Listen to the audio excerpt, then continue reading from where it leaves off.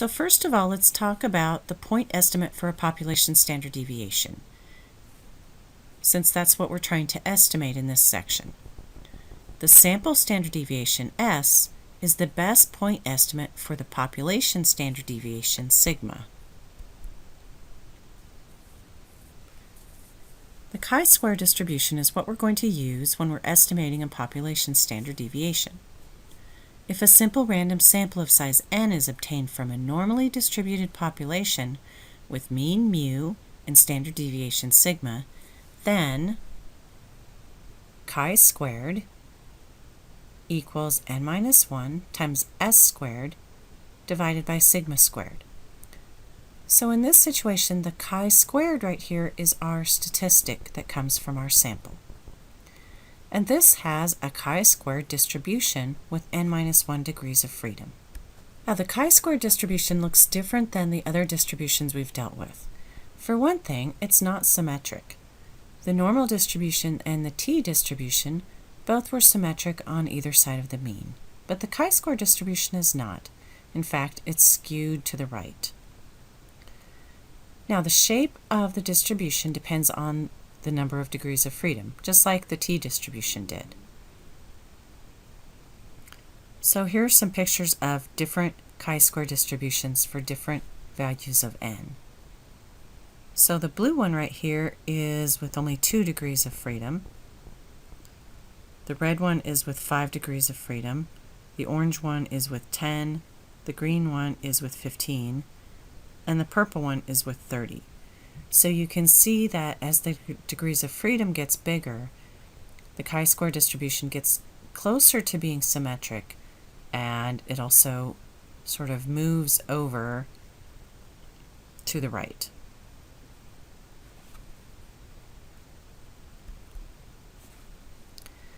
Another thing that's different about this distribution is that the values of chi-squared are non-negative. In other words, this graph starts at 0 and goes to the right. There is nothing on the left side of 0.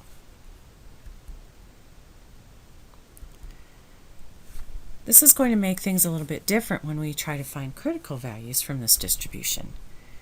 Because it's not symmetric, we have to find the two critical values separately. The value of alpha is still divided between the two tails, and we're going to use n minus 1 for our degrees of freedom. So what we'll do is we'll take our alpha, divide it equally between the two tails, so we have alpha over 2 in this tail and alpha over 2 in this tail. The chi-square distribution, we always go from the number to the right. So we'll find this value by looking at going from here to the right. We'll find this value by looking at going from here to the right.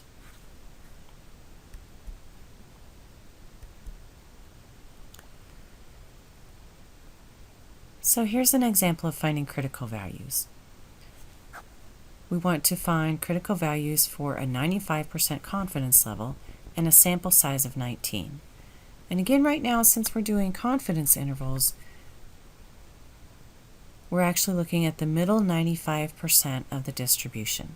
So we're taking the alpha, which would be 5%, and dividing it equally between the two tails.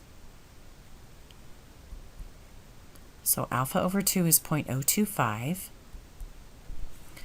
So the requirements for doing this are that the sample has to be a simple random sample, and second, the population must have normally distributed values, even if the sample is large. So no matter what the sample size, the original population has to have a normal distribution. Now, to construct this confidence interval, because our distribution isn't symmetric and our critical values are completely different, we just do the two limits separately. We don't actually talk about a margin of error in this case. So here's how we find those two limits. Notice our population standard deviation is in the middle of our interval.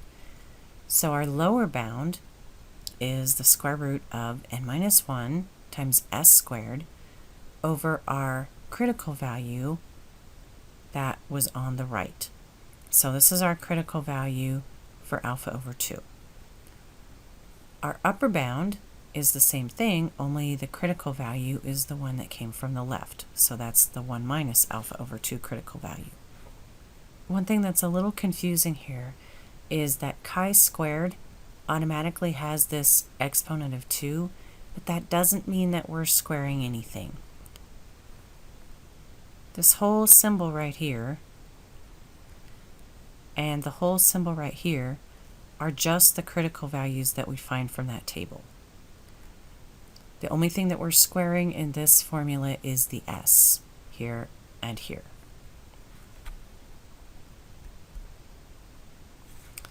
So here's an example.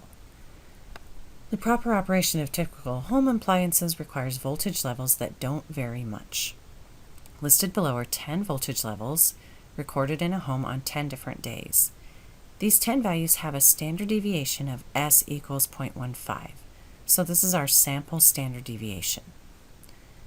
We're going to use this to construct a 95% confidence interval estimate of the standard deviation of all voltage levels in this home. So here are our values, and the sample standard deviation has already been found for us. It's 0.15. So we have 10 values, so our n is 10, our s is 0.15, and our alpha is 0.05 because we wanted a 95% confidence level.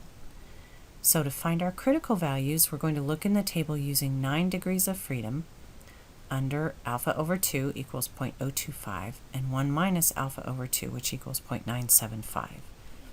This gives us two critical values, 19.023 and 2.700. And when you're using this formula, remember that the bigger critical value goes on the left side, the smaller critical value goes in the formula on the right side. So here's our formula. We're taking the square root of n minus 1, which is 10 minus 1. Here's our sample standard deviation, 0.15, which is squared. And then on the bottom, we just have our critical value. The same thing on this side. So if we calculate these two, we get 0.10 on the left and 0.27 on the right. So those are our lower and upper bounds for our confidence interval.